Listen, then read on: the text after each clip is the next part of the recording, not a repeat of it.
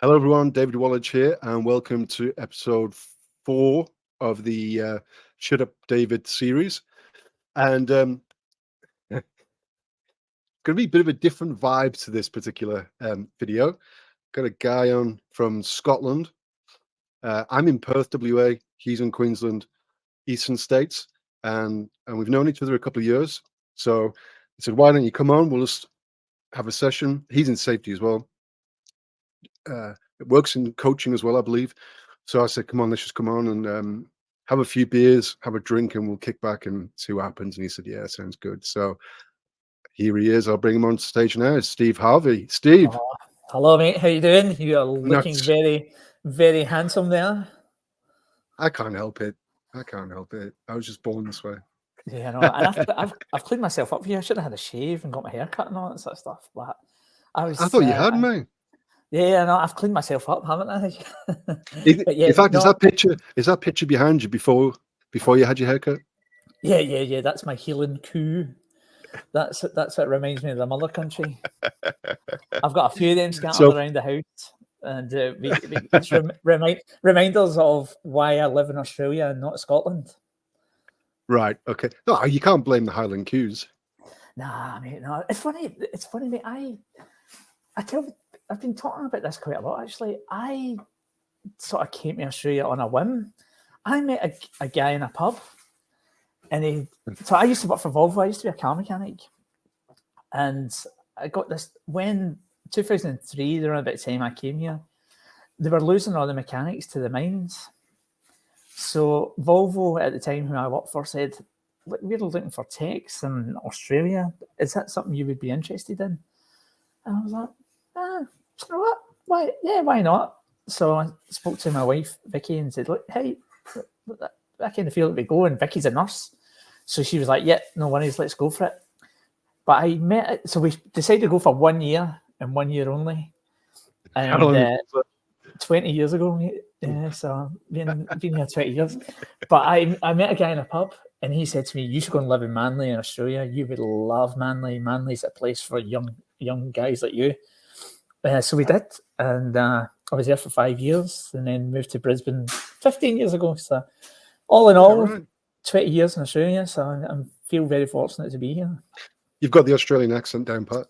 I do, mate. I'm fair dinkum. I've had I have had the chip removed from my shoulder, and I'm now a fully fledged Australian. Oh, you've had the antifreeze removed from your blood. I can vote and everything. Yeah, my blood's got my blood's got thinner, and I've got fatter. Yeah, tell me about it, mate. I was only supposed to come over for 6 months, 2006, on a backpacking holiday, and I've been back for a week or two here or there. That's it, 2006. What does that make it then? That's 18 years now. 18 years. Yeah, jeez. But it has that effect. It's flown by. Anyway, yeah, no, it does. It's amazing. I feel very fortunate, and I always remember when I came here as a mechanic, this guy saying to me, "This is the land for opportunists," and I've never forgotten that, mate. Never forgotten it. So anytime something comes up, I'm jumping on it. I'm taking it. Speaking of opportunities, why don't we tell people who don't know you, which most people in Australia, to be honest, do know you. Why don't we tell people outside of Australia who don't know you why you're on this podcast, what you do, and how you do it? Just as a starting point, mate. Just as a big vague. Before we start as well, I want to mention before we get into it, Steve and I spoke last week, and we've known each other, like I said in the intro, for a couple of years now. And I said, "Yeah, come on, Steve. It'll be fun. We'll just sit down and have a beer and have a yarn. You're going to get yourself a Guinness. I'll have a beer." And he's like, "Oh, yeah, okay, sounds good. So I went out and got some beer. And tell him what you've got, Steve. Well, I've got a vodka and orange. because I forgot to get beer. I'm trying not to drink beer, mate. I do so much traveling and I have lots of beer. So I was like, right, okay. I'll just have a wee. So cheers. Cheers to you as well. So if we get a bit loose, there's a few swear words, you know why. Oh no, anyway. I won't swear, mate. I'm a respectable Glaswegian. So, mate, basically, So you want me how I got on this podcast? Where you sent me in the mail like a massive check, and you said, "Hey, I want you to come on here." You try and cash it. Try and cash it. Watch how high that bounces. It'll bounce over your house, mate. Yeah. It'll just as I walk through the door and it'll go and disappear. Yeah. No, I mean honestly, I love doing this sort of stuff. I really prefer the sort of conversational style approach rather than having the questions sort of set out in front of me, because I always stutter and go blah blah blah blah blah blah. But yeah, I've been doing safety for about since 2006, really. But mate, I was one of those safety guys that you would not want on your site when I first started out doing this. Oh, you were one of them ones, were you? Yeah, mate. Yeah, because I didn't know, and I kind of feel that that's how a lot of people end up in safety. They get floated into these roles and they kind of feel that their job is to not let people do stuff. Yep. So that was how I got into this role, and that was a result of a workplace event as well for me. So that's how I ended up doing this stuff. But it was 2014. I was a part of a fatality investigation. And I'll never forget this. I'm not going to say the guy's name just in case he's still around and does what he does. But it was a mechanic got killed in the mines. And he said to me, if he'd just followed the procedure, he would have been fine. And I was like, mate, he's a mechanic. Mechanics don't follow procedures. They just get on with the job and do what they have to do. Yeah. So that was that was quite an insight for me. And it actually... I mean, after that, I was like, I think I'm going to give this stuff up because I cannot stand safety. I'm How much of an impact did it have on you actually dealing with the fatality? Because I've dealt with them, and I know how much it impacts me when I've dealt with them in the past. Yeah, well, look, obviously, I didn't know the person. I was there as I worked for a labour hire company. And I was asked to go in and sort of say, is this activity safe for our people? But I'd seen the machinery and equipment, and I went to the site. But I can still picture it in my mind's eye, seeing all that stuff there and thinking, hang on, somebody's been killed on this site. Yeah. And like, for me, because he was a mechanic, it really had that sort of like, oh wow, that. Of course, because you used to do that for Volvo, yeah. Yeah, mate, yeah, and some other manufacturers as well. But these hands are definitely not hands that have touched a vehicle in a long time. They've not been dirty in 20 years. What are you on about? Yeah, a long time, mate. Yeah, they haven't been. But it was around about that time I was starting to go, I don't know if this is for me. There must be something else I can do. I kind of feel like there's another opportunity for me. But my boss at the time gave me a book called The Field Guide to Understanding Human Error. Mr. Decker. Yeah, Professor Decker. And I read it and I was like, oh, wow, this is a different way to look at this stuff. But to be honest, it left me more frustrated, mate, because I was like, hang on a minute, there's this amazing way to practice, but nobody's doing it. So it left me really, really frustrated. So, mate, I just started changing the conversations in the place I was working at the time. I listened to, I was listening to every podcast going and trying to read as many books as I can. So that was Todd Conklin's Pre-Accident Investigation, Drew's Disaster Cast podcast. I tell him many times that podcast had a massive effect on my career. I don't think he likes it much. But Drew, right? Yeah. But I kind of indulge him and say, hey, that was a life-changing, career-changing podcast for me. Yeah. In fact, while you're talking about that, that reminds me, we've actually known each other for 4 years. Because when you were doing the postgrad at Griffith under Decker, I was in the same course. I was in the same intake as you. Oh, eh? Yeah. And I remember thinking to myself, who's this Steve Harvey? I'm sure I've seen him in some of the videos that we've been told to watch with Kim Bancroft and Utilities and all that kind of stuff. I'm like, who is this guy? What does he think? He's a celebrity or something? What's going on? He's like, okay, I get it now. I get it now. He's a safety dickhead. But mate, I'll tell you about that safety differently video. That was pretty cool actually. So I kind of knew it was happening. How did you get involved with that? Mate, it was Kim. So I think the uni and Kim sort of were partnering with each other and saying, look, we're having a red hot crack at this stuff. And then Professor Decker sort of said, "Well, let's showcase what you've been up to." And so I was oh geez, mate. I remember now, if I could have sat and done that video again, I would have done, because Why? What's wrong? It's fine. Yeah, okay, I know, but I kind of look back and go, "Oh my god, why did I say that? Why did I say that stuff?" Why is that captured on video and all over the internet? Yeah, but it was actually, it was Professor Decker that was doing the interviews.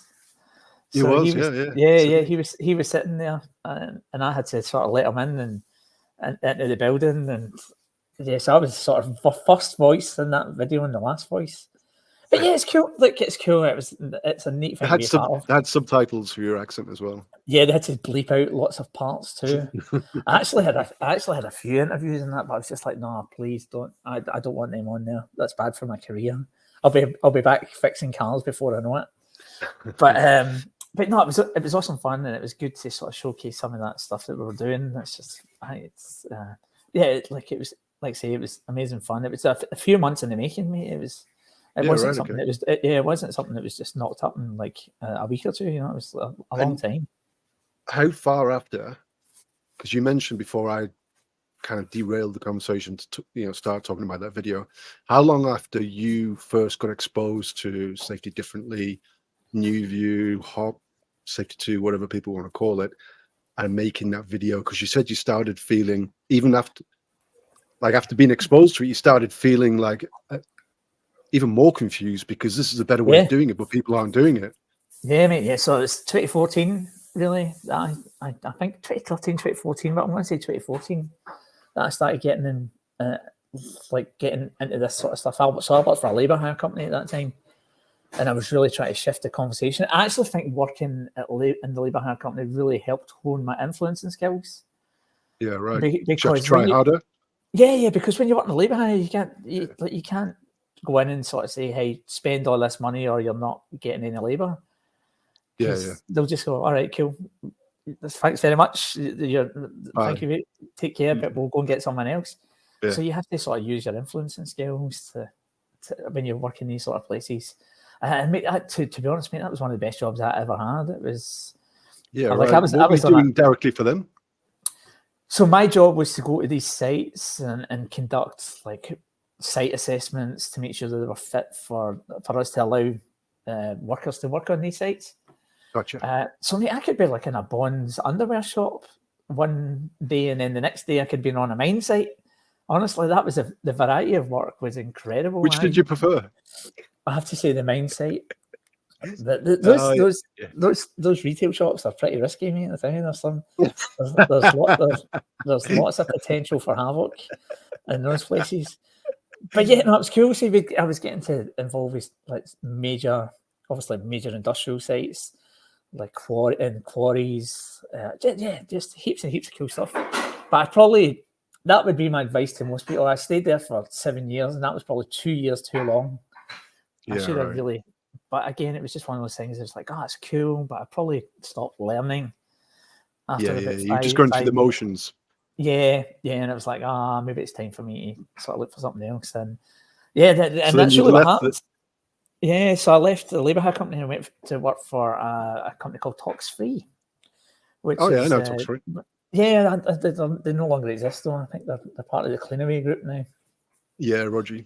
And we used to get them. They do a lot of the toxic waste removal. Is that right? Yeah, correct. Yeah, and hard waste removal and that sort of stuff. And that was again amazing people, really cool organisation.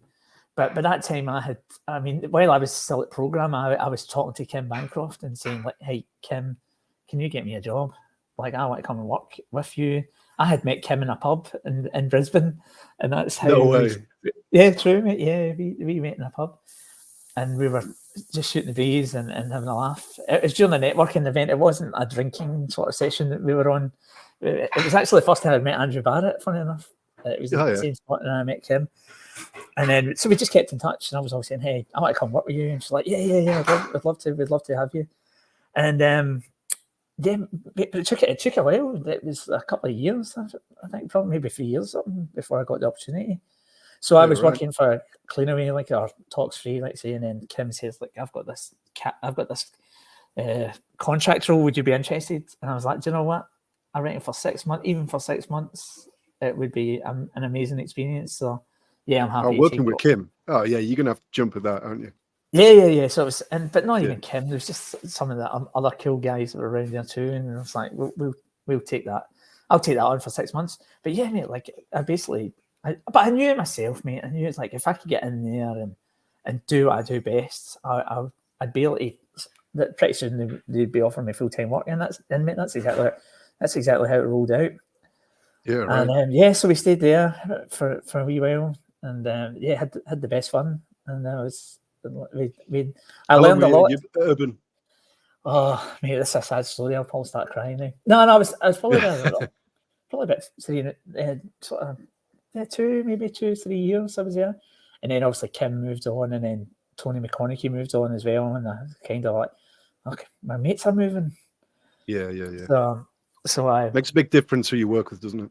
Oh, mate, like it wasn't for me. It wasn't a job. Again, it was just like we were just having the best fun, and I kind of feel like we were putting a dent in. We were really like when you've got like we were obviously strong personalities as well, and Kim was able to deal with those sort of higher level guys, and like Tony was amazing at that as well. And then there was myself. I could sort of dabble in with the frontline teams, and really I was able to extract heaps and heaps of insights from them. So we're making lots and lots of improvements. You know, it was probably the first time in my career that I never felt like a safety person. It was, and I take that now. I don't feel like I work in safety anymore. You know, I'm like I kind of feel like this change in culture is really where I sit. And but yeah, so we had that wee bit there, and then obviously the guys moved on, and I thought, God, I've got to move on. So I moved on to. I just had a short-lived spell at a little council, well, not a little council, a very massive local government in Queensland, and which was cool. It was good fun. Like the variety of work in these places is amazing. Yeah. That's why I really love working with the councils. They do some. It's just brilliant, you know. Like that's my background as well. You know, yeah, mate. Like 1 minute you're in a swimming pool, then the next you're in a theatre, and then the guys are digging up the road and they're working next to the water and working in trees and all that sort of thing. There's just so much going on. We had that, you know, one local council, one local government I worked at over here was so large, like I said, you know, you could be at a swimming pool 1 second, and the next second we're at one of the largest waste management facilities that's got a power station on there that uses the methane from the waste to create electricity to feed into the national grid. And you're like, this is just amazing. You know, you don't get that kind of variety generally in workplaces. Usually, you know, it's a factory or it's a warehouse or something, and you just same old. But yeah, mate, I loved, and do you know what? I had 9-day fortnights there as well. I'm a big advocate of the 9-day fortnight. I know it's good, isn't it? Yeah, mate. Because I would be on a Friday morning. I'd go for a ride on my mountain bike. Yeah, and then I'd come back and go for a few beers in the afternoon. It was just brilliant. And so why did you leave? Well, mate, this is the thing is, I saw this role advertised, and it was very clear that it was safety 2, safety differently, hop focused. Right, okay. Yeah. And as soon as I saw it, I was like, oh, I'll get that. I won't even. There'll be not much of a. I just can't imagine there being many people who have those skills. Yeah. And I went for it, and that was at Origin Energy, which I'm still there just now, which is cool. It's massive, really, really big. They've dabbled in this space before. Mate, it's like every other organisation, big organisation, just trying to create that bit of change. It can be quite hard. It's like a big oil tanker, isn't it? It takes a long time to actually change direction. It's just but slowly. We are getting some success. I've got an amazing leader at Origin and Adele, but yeah, like people have been ingrained in their safety thinking for so long. Mate, people like you and I are trying to change a century of thinking. Yeah, you know, it's like they're trying to shift 100 years of thinking, and then like we're coming in and going to no, safety's like you can't say they're doing it wrong, but that's the way they take it. they come in and say, "Oh, what are you doing, you dick? You know, you're coming in here telling us we're doing this stuff wrong." And I was like, "I'm not. I'm just telling you that you're ready for your next iteration. You're ready to move on, and you're ready to do something else." I used to get really frustrated by that because when I first found out about it, I was like, "Well, this is amazing. Why isn't everybody doing this?" And this is the new way of working in safety, as it were. I used to get frustrated when people would push me away and not kind of listen to me. But then I think the turning point came for me. Well, it isn't really a turning point, but it's when I started putting myself in their shoes and going, okay, what if someone came to me and said, David, the way you're driving, or the way you're eating, or the way you're doing something that you've done for a long time is completely wrong, and we need you to change your mind. And it's like, okay, I get it now. It's challenging every aspect of who that person is. And they may have been rewarded, especially if they're a senior leader, they may have been rewarded for 10, 15, 20, 30 years on their safety performance, which is based on the old Tayloristic metrics of, workers, our work is imagined, it's the way it should be. And if it deviates from that, then we're going to fire these people. Yeah, mate, and I tell you what, though, that's where I get a lot of my success talking about the blue line and black line, particularly with frontline teams. They understand it, though, don't they? They do, mate. They do, and they actually go, "Oh man, like this is something that, like, this is what we've been doing along. How come it's taking someone like you to come in and talk to this?" And I'm like, "No, that's cool. There's no stress." Let me see, for people who don't know, let me see if I can quickly pull up the blue line, black line diagram, just so we can maybe talk a little bit about that. She said you had the most success with that. So let's see if I can find a diagram online. Yeah, but you're right, though, because like you talk, I just say the black line is what we think happens, and I include me in that too. I said, yeah, exactly. Here's what we think happens, but here's what you actually do. Now, sometimes you better the black line, sometimes you deviate below the black line, but that's not something. That's just the way work happens. And actually talking about, that's a cracker there, mate. Is that something that we can bring up? So for people who don't know it, if you can follow my cursor, this line here, the black line, is work as imagined. So that's work in its perfect state. That's what it says in the procedures. That's what it says in the policies. That's what it says, in the risk assessments we're going to do. That's a perfect world where everything works to plan. And this blue line here, I'll let Steve talk about this blue line, because that's when he was talking about the frontline workers. Yeah, well, that's what's really happening, right? That's a work that's really going on. So sometimes it can be better than the black line. Sometimes it sort of deviates below it. Sometimes. So this is the natural deviation of the flow of work, yeah? Yeah. That's what really happens. And a lot of those things are not really hazards, right? When we talk about them, so we don't manage them. So, but that's everyday work that's occurring. That's all those graphics that you've put up there. That's every single day work, and that's what people are experiencing. So when you show this to the workers, they're like, "Yeah, that's exactly what happens." Sometimes we overperform, sometimes we underperform, and these words here: adaptation, flawed process, goal conflict, near misses, all this kind of stuff. These are the things that pull those frontline workers in different directions all the time and cause that deviation. Yeah, mate. Yeah, and like resource constraints is probably the one that I've heard the most commonly in my whole career. Yeah. So people will always say, "Oh, we don't have enough people to do this work," and but when you try and go back and say, "Well, they're saying this," and like, "Well, we've done all the mapping. We know that's the way it used to happen, but that's not the way it happens anymore." So yeah, mate, I kind of feel like that's a great graphic to start with, to talk to people. And then I sort of would just say, like, talk to me, tell me where it's not aligning, tell me where work doesn't go. And it's funny, Tony McConaughey and I, we went to, so obviously I worked with him at Urban Utilities, and we were looking to remove the Take 5s because our field team were telling us that we don't use these things, we don't use them at all. So we sort of thought, well, let's have a look and see what they actually do use. So we pinned up one of these Take 5s up the wall and said, right, do you do that? No. Do you do this? No. Do you talk about this? No. and basically put a red marker through the whole thing. And I said, so what? Well, what do you do then? He says, man, we just talk. Like we just get it done. And I was like, geez, I wonder if we'd look to take this thing away totally. Yeah. But mate, that was a big challenge, man. That was a like nobody uses this thing with it. It's like look at Greg Smith; he talks about these things all the time. Right? Nobody uses them with good intentions. Did you look at any like technology alternatives like risk talk or anything? Yeah, like that? we did. I think risk talk was still in its infancy back then, but we thought about it and we talked to I'm pretty sure we talked to the guys about it.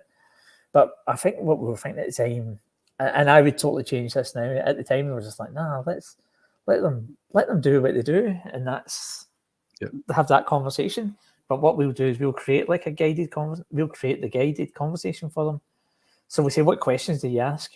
So they would tell us, they told us like 7 questions or something like that. And then we created like a bunch of like stickers and, like bookmarks sort of things so that people knew, hey, this is the conversation. It was called a chat.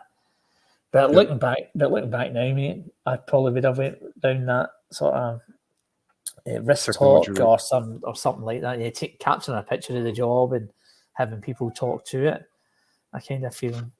So that's an interesting thing because you've been, as you said, you've been involved in these types of new view safety differently type stuff. You've been involved in the front line, if not implementation, but definitely talking about it and trying to move the dial towards those areas. So you've seen what can and can't work and what gets pushed back from the top and what gets great, fast adoption. And we talked about it a little bit earlier by the blue line, black line. The front line really understands that. I personally find that they do as well, but I find that upper management struggle with the concept because they don't think there should be any deviation. But aside from that black line, blue line thing, deviation, what other areas have you had success or failure in while you've been dealing with, HOP and new view and safety differently?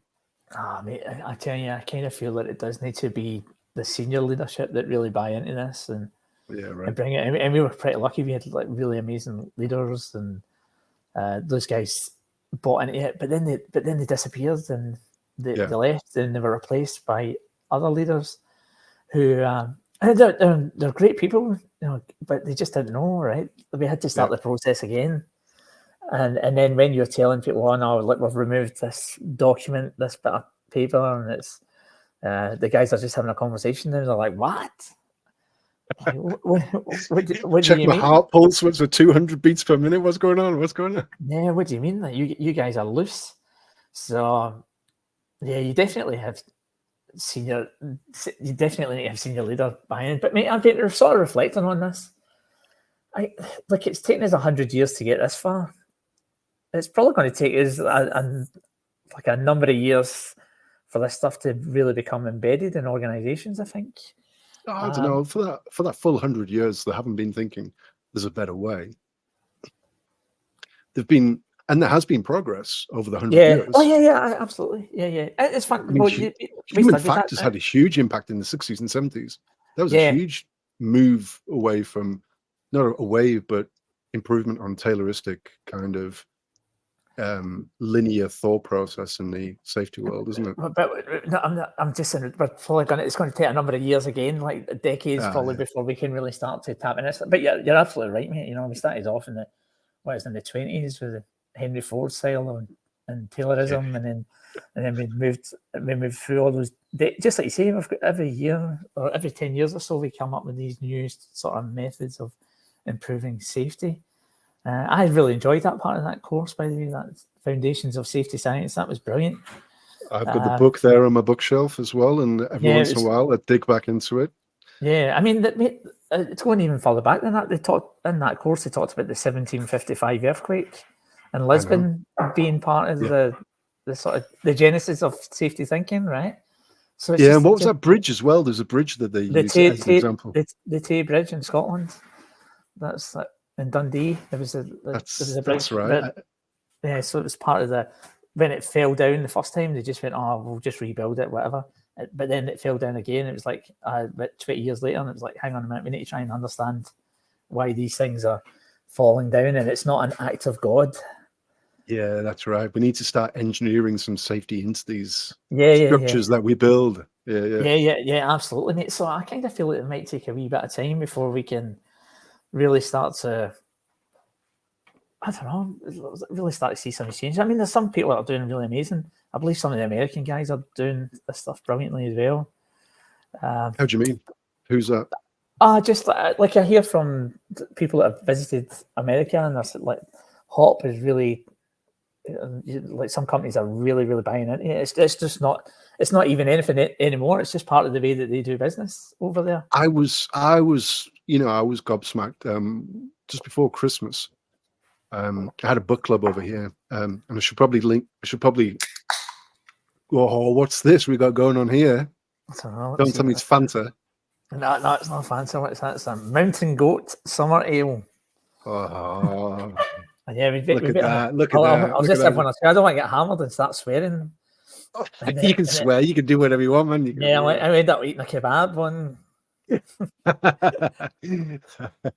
Yeah, so I've got two thought lines going on there. The first one is, although Steve and I, we know, well, I know Steve from 2020 when we were on the same course at Griffith University together, but when I set up the Safety Differently Book Club here in Perth, WA, I was basing it on what Steve and Josh Bryant are doing and were doing at the time over on the East Coast, over in Brisbane, Vegas. So I reached out to Steve and said, Steve, hey, look, I'm thinking of doing the same over here. Can you give me some advice? So Steve, very kindly told me, what he does, how he goes about doing it, and basically just alcohol and people coming and talking, which I thought, okay, I can do that. I can do that. It's getting a wee bit bigger than that now, mate. Actually, it's consuming a wee bit of your time. I don't know if you feel it kind of consumes, like, people. But I kind of feel like that allows me to sort of show off my creativity, and we get the 5 minutes at the beginning when I'll just sort of take the mickey out of everyone that's there, and then we'll have a bit of fun. But a lot of planning goes into it, and I say this to Josh all the time. It's like, I think this is where you and I must differ, because I keep away from the hard work as much as possible. I don't have a script. For people listening, Steve's an avid stand-up comedian as well. So, he loves his comedy, and he loves, I believe you had a big bit at the recent Global Safety Summit as well. Well, mate, yeah, I ran a workshop with Drew, actually, and that was good fun. Poor Drew. Yeah, no, actually, I do feel, because a lot of people were saying, "Well, Steve's going to do this. Steve will go crazy, and he's got this big surprise for you." And Drew came up to me and says, "Hey, have you got anything planned for this?" And I was like, "Nah, nothing. I'm just." Yeah, I says, all I'm going to do is just try and have a laugh and have a bit of fun. And he says, "I'll tell you what, I'll look pretty and you be funny." And I was like, "Yeah, Drew, that's the way we're going to do it." So poor Drew, but we had a lot of people in that room. We were talking about metrics, and I think people came to us because they must have thought that we had the answer for these sort of metrics, and it was quite a harsh reality when we said, "No, we don't have anything for you." But yeah, we had a bit of fun, mate. I took the mickey out of people a wee bit, and Drew's one of those amazing. He's one of those amazing people when you meet him, isn't he? You almost get the feeling that he's too intelligent for this planet. Almost, he's just too intelligent for me, mate. Oh, I was talking to Andy Schoen about him, and he said there's a couple of videos on his website, a couple of YouTube videos, and he said, "Look, David, I just pointed the camera at him and asked him one question on the spur of the moment, and he came up with this 15-minute intricate answer that talked about the complexities of X, Y, and it was just like there was no prep work in it. Literally points the camera at him, ask a question, and he can just recall facts and data like that. It's really impressive. Yeah, he's an amazing fella. But mate, yeah, like, back to the book club. Yeah, unfortunately, I do spend a wee bit of time on it, and I do work on a script. And see, I really don't. All my planning and resources go into, well, first of all, getting the talent, Yeah. booking the venue, making sure there's food, alcohol, Yeah. and then just prepping the person so that they're comfortable with what we're talking about. If we've got any pre-planned questions, and then letting them do the talking. Yeah, well, mate, I do sort of come up with the questions, and then and then I'll send it to Josh. We'll finish them together, and then then we'll send it to people and say, now you know what you've got. But mate, we've been a bit disappointed that we've not been able to get American guests on because it's just too early in the morning for those guys. You've had Sam, haven't you? Sam Goodman. Yeah, we did, but we never recorded it. So we're going to try and hear. So Sam, if you're listening, we're going to get you back on again so we can record it. Well, I reached out to Sam as well. I reached out to Sam for this actually because I can do these anytime. Which is to be honest with you, I'm finding it a lot easier to do these than what it is to do the book club. I've not done a book club yet this year because you can do them whenever the person's free. You record it and you can go out whenever. Do you know what I mean? It's great. Yeah, mate. Yeah, for me, like the book club for us was after the pandemic, really, mate. Like we thought, how do we bring people back together?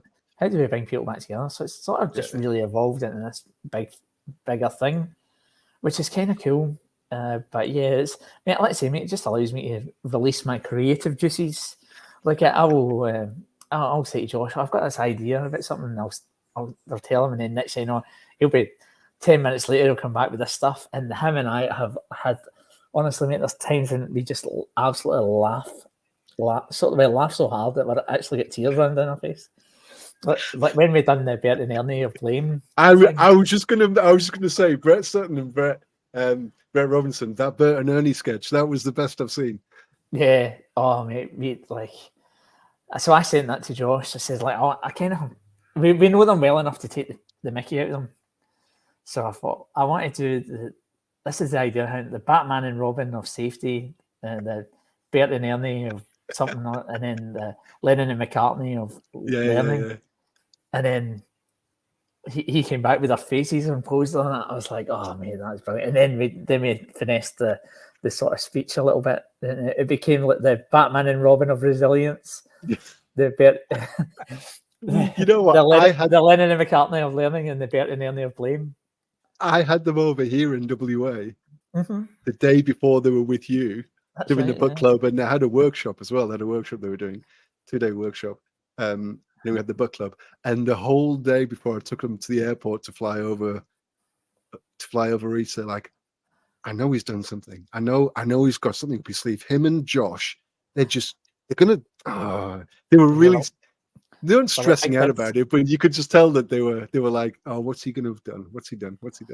Yeah. So, mate, that's the thing. If we feel like we know somebody, like we done that with Gareth Flock, we put like diver suits and all that on the audience. Well, that's his LinkedIn profile, isn't it? You know, he's got his helmet and all that kind of jazz. Actually, speaking of Josh, do you reckon he'd come on here? I don't know, mate. If you gave him maybe a couple of thousand more than you gave me, so that's still nothing. Yeah, mate. Yeah, I'm sure he would. I'll text him and say, "Hey, you're booked. You're doing this stuff." But mate, there's no options. Yeah. No, I'm sure he'll jump in, and like as long as it's not too taxing. Like make sure you go to a bit more professional level than what you are with me. I'm letting it loose. I'm surprised I've got the clothes on. Yeah, I'm glad you have. I've got nothing on at the bottom. Mate, I've not had anything on the bottom for any of my interviews. What are you about? It's kind of the book clubs. I've got a couple of plans to maybe see if we can get a few more people in house, like, rather than doing it via Zoom or whatever. You know, the vibe is really amazing. We had Clive Lloyd, and it was brilliant, and we had Rob Fisher, brilliant. And I mean, do you know what I really love about it? Is asking we ask some music questions, and it's when you see people really come alive, and it's when you see people. Yeah, it's really cool, mate. Like, I'll ask them, like, who's the first band they still alive, or if they're like, if they're from like another city, then I'll find out the bands that are from that city. Then I'll sort of say, hey, that you're listening to like the whoever Josh is on the jukebox. What song are you putting on to get it going? I'm pretty lucky with where I'm from. Sting, Who took over from Bon Scott from ACDC? I thought you were going to talk about Perth. Are you No, talking about Perth where or Mother Country? Where I'm from Sunderland, Newcastle, man. Yeah, Where I am, man. Yeah. So we got Sting. We've got who's the guy who took over from Bon Scott at ACDC?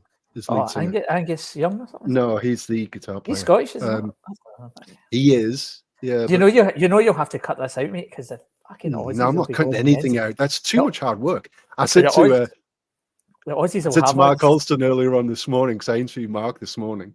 I said to him, I said, look, just at the end when I'd stopped recording, I said, just so you know, I like to keep everything in because I find like talking to people say error is normal, and then I'm going to cut everything out and make it all pristine. And that's just not my style. And he goes, yeah, okay, no worries. What I didn't tell him was I'm just too lazy to cut stuff out. Yeah, it's just too much hard work. It's too much hard work, so it all stays in. It all stays. Yeah, in. well, mate, this is where Josh excels, mate. Even though we have those videos, Josh will cut them down to like each question. He's amazing, right. So that people can enjoy them and sort of say, right, watch them, and then maybe have the discussion in a toolbox or something. Yeah. He's got too much time many times. That's what it is. Oh, geez, mate. Yeah, I'd love to say that was the case, but I kind of it's a labour of love, right? He just loves doing it, and we're really grateful for him because I don't know how I could do this. Like he says, I can do this stuff without you, and I say I can do this stuff without you. So we're a really good combination. We have a lot. You need a team of people who got different approaches and different skills and all that kind of stuff. Hey, look, you mentioned before I hit record that you had some exciting news, so I thought I'd wait until you had a few bevies down here before I brought it up and see whether you wanted to talk about it or not. Yeah, like when is this getting released? Oh, probably next week. Next week. I can hold on to it a bit longer if you need me to. No, I'm happy. I'm happy to talk about it. Just nothing's been national security issues or anything. No, mate. This is really exciting. It's like go on. I'm just trying to work out how I'm going to do it. So I put in an abstract to the CHOL, that Community of Human and Organisational Learning, on how we can use stand-up comedy techniques to improve safety and culture, and they accepted it. What? Yeah, I know. Yeah, congratulations, mate. Yeah, now the hard work comes though. Yeah, it is, mate. Yeah. So I've been like, wow, it's something. That's awesome. Yeah, it's pretty big, man. Like that was never my intention to go that big, but I thought, you know what? I had on my goals like an overseas conference and to talk about how I can integrate safety and comedy. And yeah, so it's probably the biggest of the bunch that I've been picked for. That's awesome. So what do you picture that being? Like, obviously, you're going to get your article written. After that, what do you picture? Do you mean how am I going to present it and deliver it? Is that what you're saying, or is there anything after it? Because is this like a stepping stone to something else, or is this an end point? No, I would hope so, mate. Yeah, no, I kind of feel like there's the people that I talk to. They always say there's nobody doing this stuff. Nobody's combined. Safety's too serious, and I'll refute that, man. I'm like, nah. If you talk to the people who do the work, they love some of the stuff that you do, and the way that you take the mickey and stuff. So I've been doing comedy for a couple of years now, so I'll be taking some of those techniques and letting people understand the secrets of some of these techniques. So they'll never be able to watch comedy ever again because they'll know exactly some of the secrets I'm going to tell them. And you're going to be like the original Penn and Teller when they were coming out and revealing all the magic tricks, weren't they? Yeah, kind of, mate. Yeah, kind of. But I'll talk about like how I've used like humor and safety and some of the things that I've done, some of the things that I've created, just to sort of put a different lens on it. So we'll see how we go. It might be rubbish. It might be brilliant. But yeah, you've got to give it a try. Well, that's it, mate. Yeah, let's have a red hot crack. So I'm just sort of trying to find. I just need to get in touch with those guys. They sent me the email. We've been emailing backwards and forwards, just about how we can get there, essentially, because it's pretty far So away from Australia. you got a time scale, or It's going to be in June 24. really? That's pretty soon. Yeah, I know. Yeah. Mate, you have to come back on when you've got it all done, and we'll do a you'll see video me on it. Yeah. So yeah, Caffeine up to your eyeballs. You've been awake for 2 weeks typing it up. And if people are watching this who are going to that conference, there will be audience participation, I can assure you. So yeah, Don't sit in the front row. That's all I'll say. No, we'll try and get the whole room involved. So mate, that's really, really exciting.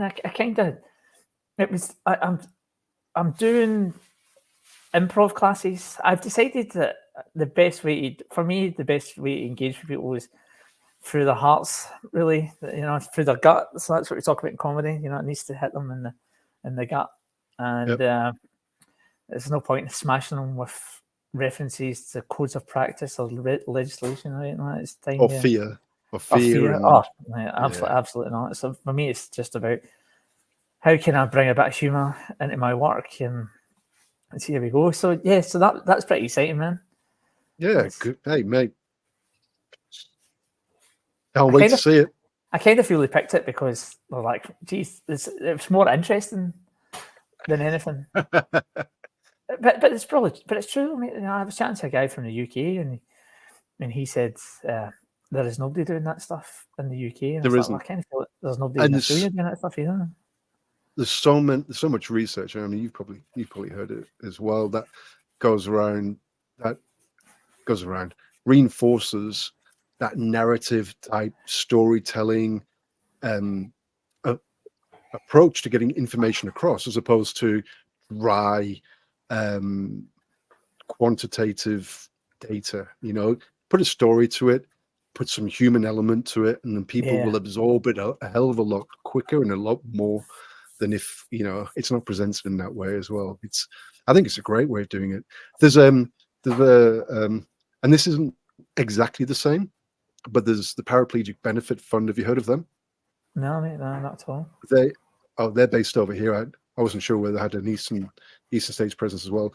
And it's not comedy.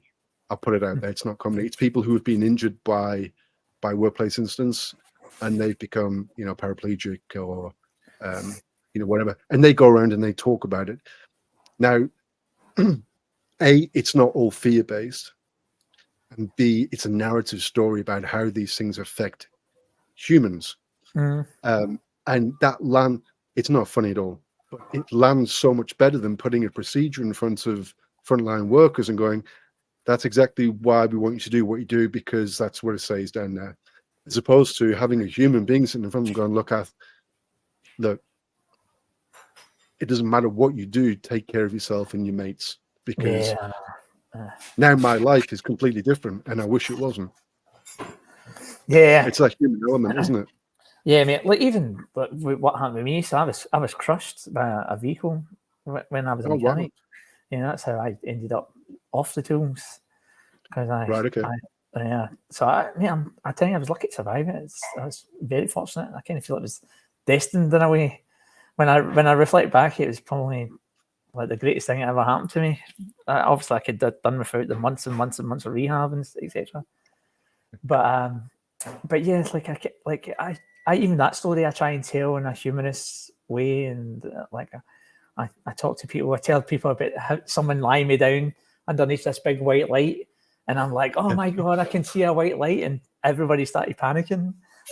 They're like, it's like he's dying. I was like, no, just the light. Just the light. So stay away from the light, Steve. Stay away from the light. But mate, I think I kind of feel scared to use humour in safety. I really do. Well, it's too serious, Steve. This is serious stuff we're talking about here.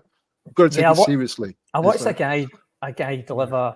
I was at a comedy club and I watched this guy deliver a set on asbestos and asbestos removal and stuff like that, and how we should use older people to do it. And I thought, geez, you could never ever do anything like that at a conference or like you just would never. It just would never land. So Yeah, so I kind of feel like I say, mate, for me, I just talk about my life and being a Scottish Australian.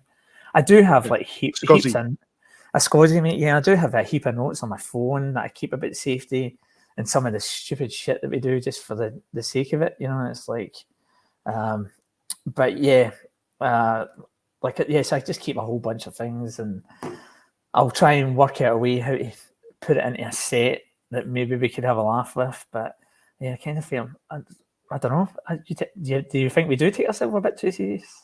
I think as an industry, I think it's definitely there's definitely historically as well. I think there's been a type of person who's got into safety because they like the power and authority, and they've just abused it, and they've just turned it into something which, unfortunately, everyone gets turned off about. Yeah, they do, And mate. Yeah, you know, I work in safety, and they go, "Oh, okay.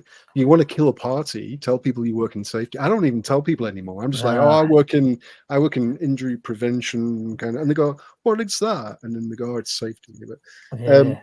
I it's got such a bad vibe. yeah, it does, mate. There's Nikki Lovelock, who I work with here in Brisbane. We were having this. We were chatting one day, and she said, oh yeah, that person is a great safety person," and that is not a compliment.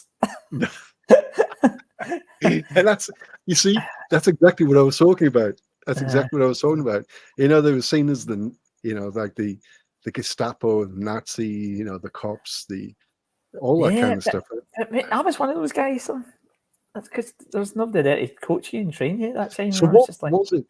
What was it that switched it for you? And I know you said you got exposure to a different way, but okay, then let me mate, rephrase that. it was just really the listening to Drew, the body on the ground, the mechanic in the mines that I told you about earlier. That was really when I thought, oh, here I'm doing this wrong. This is not the way that this stuff should be done at all. And So you yeah, didn't know what you didn't know, essentially. yeah, totally, mate. Yeah. Yeah. I mean, So it's like just an education thing. I have to tell you this quick story. Like when I was at the council, I met with someone, and I said, "Hey, doing? I'm Steve. Like I'm the principal of safety here at the council." She went, "Oh, safety. Yeah, that's where we put people that we just don't know what to do with. We put them into safety."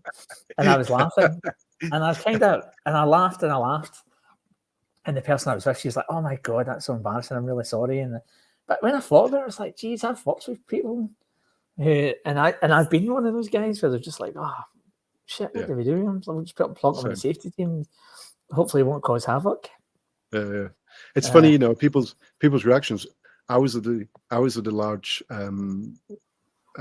local government as well, and it's that same waste facility I told you about at the beginning. The huge one with the power plant and yeah, everything. This is before I got my car, so I was commuting everywhere on my motorbike, and I was due for spending the day or half the day at the waste facility plant. So I went in through the normal public access, like over the weighbridge type stuff. But I just went and parked in the car park next to the offices. And there's two roads going in, and then at the side of the two roads, there's a building and some trees, and behind that is single road going out. But this was the first time I'd ever been there, and I didn't know. And I halfway through the day, whatever. Oh, anyway, I was due to go back to the main office. I get on my bike and I look around and I can see two roads, obviously behind me because there are two roads in, but there's no traffic on them. It was, it was quiet, and there was no road markings, and I couldn't see the other road because of the trees. So I just assumed that the far left-hand lane, was my way out. So mhm. I got on a motorbike, helmet on, boom, boom, boom, on the way out. It wasn't for like 4 days later, the HR manager comes up and goes, David, I've got something to tell you. Like really sheepish. He says, an incident got raised about you. And I'm like, oh, really? That's interesting. Immediately I'm like, go on, tell me what I did kind of thing. And he's like, and he pulls out these pictures, all printed out and all that kind of stuff, and shows me a printout of the incident that was logged on the system of me going out the wrong way through the one-way system on the motorbike, aerial photographs from the security cameras, the whole shooting match. I hadn't been involved in anything. They said we had Yeah, to put this through so that you wouldn't be in the workflow and all that kind of jazz. I'm like, oh, that's great. That that's amazing. We should talk about that at the next workshop, you know, how it's easy to make these mistakes. Because what he also said was, immediately after, we got some arrows painted on to show people that it was only one way, and a hook chevron at the top to show people how to get out. And I'm like, this is amazing. And they go, no, we can't have you being the person who made a mistake. We're going to keep this hush and push it under the carpet. So I printed it out, I framed it, I put it on my desk, and every time someone came to my desk, I'd say, see that idiot going out the wrong way down through the two-way system? They go, yeah. I said, that's me. We can all make mistakes. And they're like, oh, thank God for that. You know, just kind of cut through the ice. Yeah, mate. That expectation. Yeah, and do you know what? That's something that I drive a lot to. Like, every time we have these conversations or we have these event reviews, I'm always saying, hey, remember, like, there's nothing exciting about this stuff. People will make mistakes. Sure as night follows day. Yeah. The environment drives the behaviour and all that sort of stuff. But I'm really, really consistent with that voice. Like, I really, really talk all the time about it. And eventually it seeps in. You know, you do get people going, yeah, he's right, you know. People don't come to work to sabotage themselves or even worse, kill themselves. You know, it's just you didn't go to work thinking, oh, today I'm going to get crushed today. That's what I planned for the day. Nah, mate, no way. No, I took my motorbike to work and I was going to wash it and ride it home that day. And I actually went to Scotland like 4 days after that. I signed myself out of the hospital so I could go back to again, mate. I reflect back and go, what a dickhead. You know, I should have just stayed. And recovered. When we're young and we're stupid and we think we know best, eh? Yeah, we do, mate. Yeah, I just want to go home and see my family. And so that happened on July the 6th, 2006, and I went home on July the 10th. And I was a pretty determined bugger. But yeah, thinking back, it was probably not one of my better decisions. But what can you do? Eh? What can you do? Mate, we're only young once and we're done at the same time, so we may as well do it while our Well, I'm still young now, mate. I look amazing. Sure.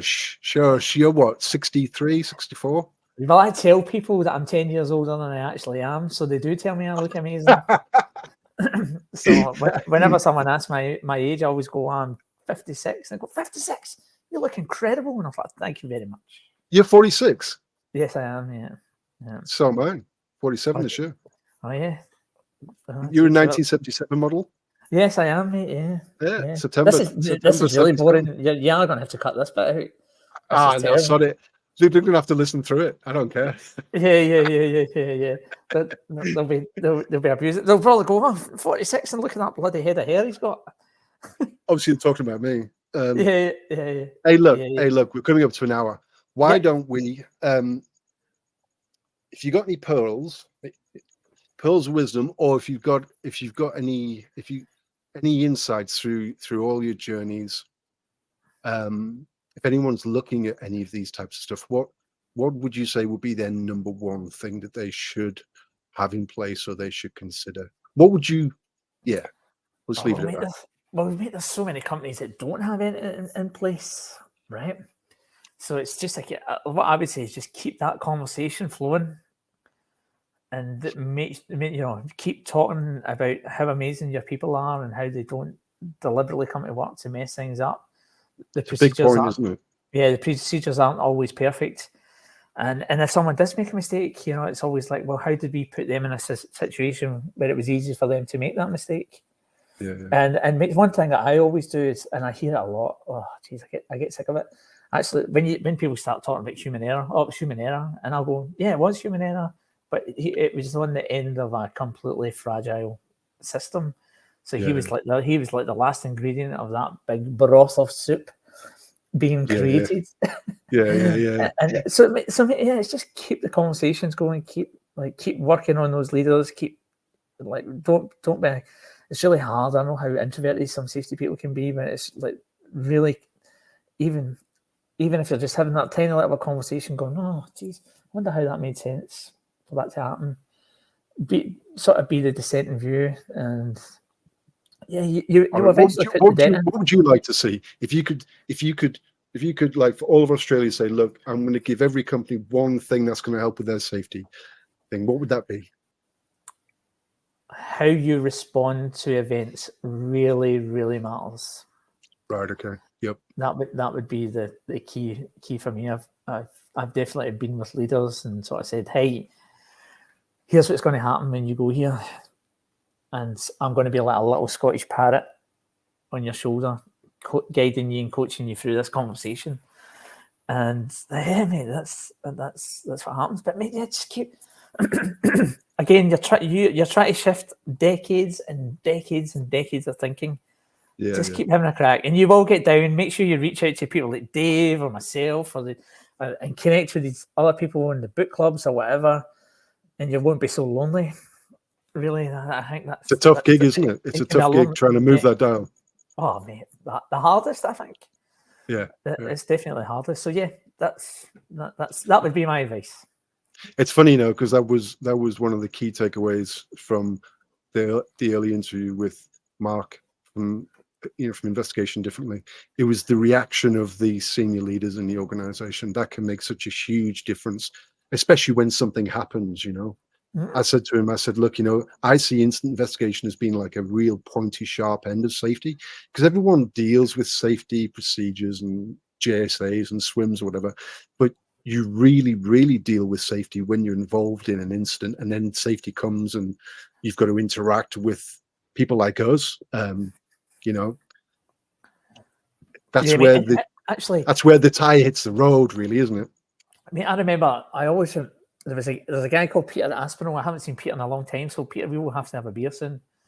But Peter was doing some work with me, and he said to me, Steve, you're the only person that I know that knows everybody's name. The only safety person I know that knows everybody's name. And it's not because I had it on the shirt or anything like that. But it was because I worked at it. I worked at connecting with people. I would go and have lunch with people. I would be out in the field with them. I would constantly go out, and I kind of feel that's an important part to get off. It takes a lot of effort though as well, doesn't it? It does, mate. Yeah. It takes a lot of time out of your day to drive across the city to go and see 5 minutes worth of work and then drive back again. But it's worth it. It's worth it. I used to I would go to toolbox talks like 6 o'clock in the morning, then 9 o'clock in the morning, and then 1:30 in the afternoon. Like I would make sure that I was there attending this stuff. And even where I am just now as well, if there's a toolbox on, I'm bloody hitting it. And they always go, "Oh, Steve, you only come when there's food." And I was like, "Yeah, because I know that you'll always be together." Hey, look, mate, we haven't touched on this time, and it's like an hour now, so I'm going to leave you be because I know your wife's home, and it's actually 6:10 where you are, isn't it? Isn't it? Yeah, 6:10. 6:10 in the evening. So I'll leave you be, but it'd be great if we had you on again, because we haven't touched on the coaching aspects, and I know you get involved in quite a lot of the coaching aspect of safety, where you are and where you've been before in the past. So it'd be awesome if we could get you on to talk more about how your personal style in relation to that, and how effective, and problems you've seen, and hurdles and barriers that you've overcome. That'd be awesome if we could do that. Yeah, mate. Yeah, definitely. Yeah, I'm always happy to come on. Always happy to have a chat with you, mate. You know that. Too easy, mate. So don't forget to tell Josh Bryant there's $5 on the table. Yeah, well, if he wants to. I'll message him now. Sorry, $3 on the table. Yeah, just buy him a beer, mate. That's what I do. Yeah, just no, good on you, mate. That's been awesome. Good to chat. Thank you for coming, mate. It's been much appreciated, and I'll let you know when it's all ready and it's ready for going out. But if you're in Brisbane and you haven't heard of the Safety Differently Book Club, jump on LinkedIn, check out Steve Harvey. It's actually Stephen Harvey on LinkedIn with a PH. My Sunday name. Yeah, Sunday name. Jump on LinkedIn, connect with Stephen Harvey, Josh Bryant, and go along to one of their events. It's fun, educational, and there's always beer and pizza involved as well, which is the best way for it to be. So thanks again, mate.